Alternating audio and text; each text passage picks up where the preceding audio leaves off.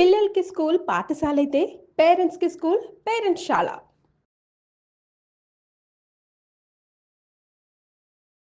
నమస్కారం. సుమన్ టీవీకి స్వాగతం. నేను మానస.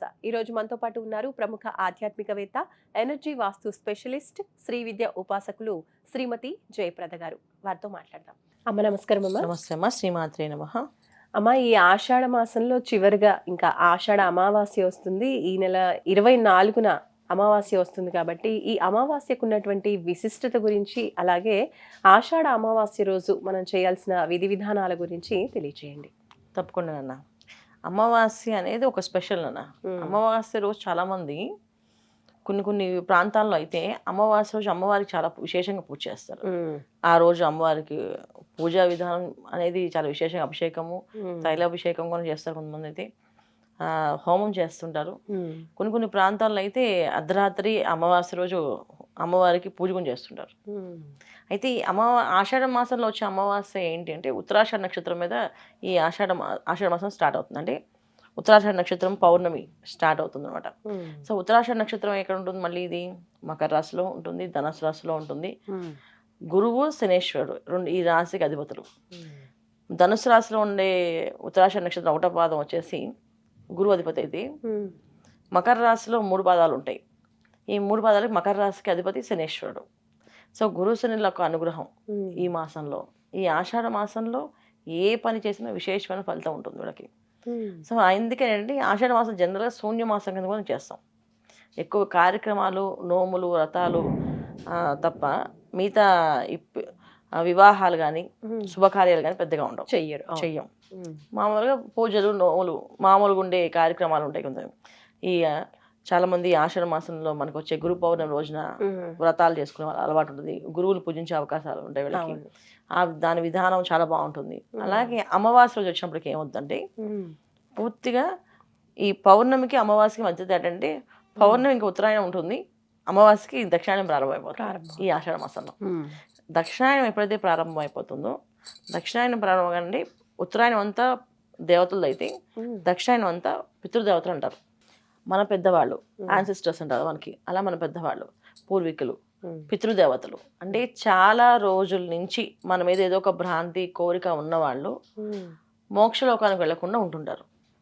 వీళ్ళంతా ఖచ్చితంగా ప్రేమ కానీ కోరిక కానీ, వాళ్ళ బలమైన కోరిక తీరలేదు, ఆ కోరిక ఉండిపోయింది, వాళ్ళు ఇక్కడే ఉంటారు, మోక్షలోకానికి వెళ్ళరు వాళ్ళు. ఇలాగే మోక్షలోకానికి వెళ్లకుండా ఉండే వాళ్ళు ఎవరైతే ఉన్నారో ఈ అమావాస్య రోజున వాళ్ళ పేర్లు చెప్పి తిలతర్పణాలు వదులుతాం. చాలా మంది ఏంటంటే ఆర్థిక కార్యక్రమాలు చేపిస్తారు, కొంతమంది తిలతర్పణాలు వదులుతారు, కొంతమంది వాళ్ళ పేరు చెప్పి అన్నదానం, వాళ్ళ పేరు చెప్పి గోవుల దగ్గర గోదానం చేస్తారు. కొంతమంది తర్వాత గోవులకి గ్రాసం వేస్తుంటారు. తర్వాత గోవుని చాలా మంది ఏంటంటే ఆ రోజు శుభ్రంగా స్నానం ఆచరించి గోవుకి శుభ్రంగా నీళ్లు పోసి గోపూజ చేసుకుంటారు. ఎంత బ్రహ్మాండంగా వైభవంగా చేసుకుంటారంటే అంత వీళ్ళకి బాగా కలిసి వస్తుంది. చేసుకుంటూ వెళ్ళాలి. అలా అంటే ఒక గోవుని తీసుకొని శుభ్రంగా చేసి నీట్గా తుడిచి, ఇదంతా అమ్మ ఇప్పుడు మీరు చెప్తున్న గోపూజ, గోకి ఆహారం పెట్టడం, ఇవన్నీ కూడా ఆషాఢ మాసంలో వచ్చే అమావాస్య రోజు చేయొచ్చా? ప్రతి అమావాస్యకి కూడా చేసుకోవచ్చా? ప్రతి అమావాస్యకి చేసుకున్నప్పటికీ కూడా ఈ అమావాస్య చాలా విశేషం, ప్రత్యేకం.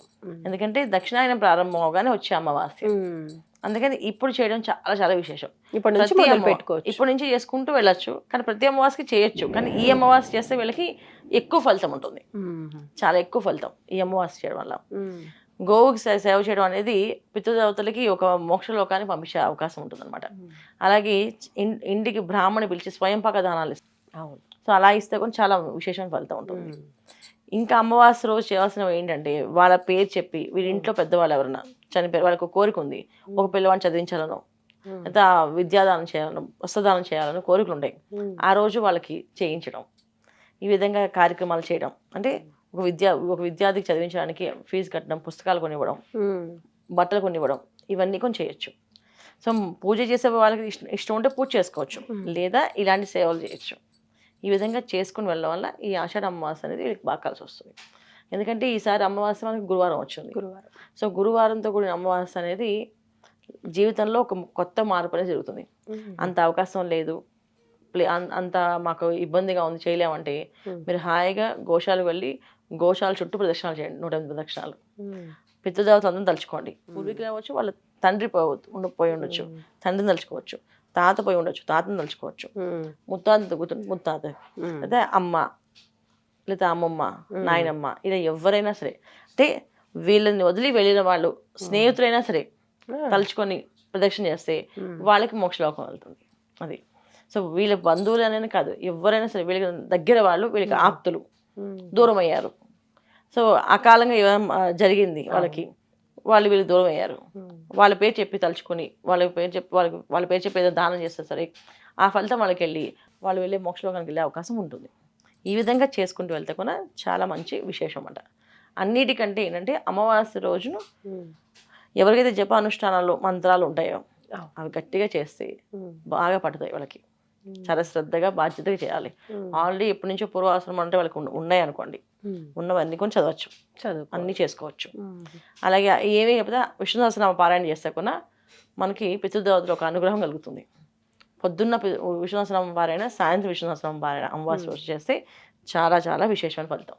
సో ప్రత్యేకించి ఈ ఆషాఢ అమావాస్య రోజు చేయవలసిన విధి విధానాల గురించి తెలియజేసినందుకు ధన్యవాదాలమ్మా. నమస్కారం. నమస్తే అమ్మా. శ్రీమాత్రే నమః. చూసారు కదండి, ఇది ఆషాఢంలో వచ్చేటువంటి అమావాస్య యొక్క విశిష్టత. చూస్తూనే ఉండండి సుమన్ టీవీ. నమస్కారం.